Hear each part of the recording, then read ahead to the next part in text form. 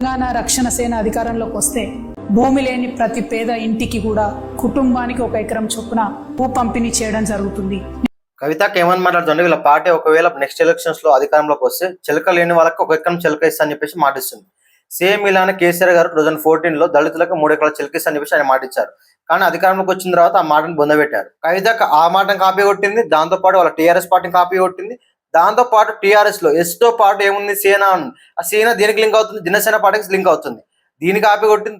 అక్కడ కట్టుకున్న శారీ స్టైల్ కూడా కాపీ కొట్టింది. వైఎస్ఆర్ సినిమా గారు ఏ టైప్ శారీ కట్టుకున్నారో సేమ్ అదే టైప్ శారీ కవిత కట్టుకుంటుంది. ఎలా అయితే men politicians white and white వేసుకుంటున్నారో షర్మిల గారు ఒక ట్రెండ్ సెట్ చేసిపోయారు. సేమ్ ఆ ట్రెండ్ ఇప్పుడు కవితకు ఫాలో అవుతుంది.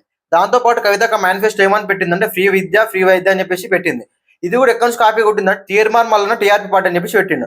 ఆయన ఎప్పటి నుంచి ఏమని అనుకుంటూ వస్తున్నాడు అంటే విద్యా వైద్యం ఫ్రీ ఉండాలని చెప్పేసి ఆయన అనుకుంటూ వస్తున్నాడు. అదే ఆయన మేనిఫెస్టోలో పెట్టిండు. అది దాన్నే మళ్ళీ కాపీ చేసి కవితక్క టీఆర్ఎస్ పార్టీలో పెట్టింది.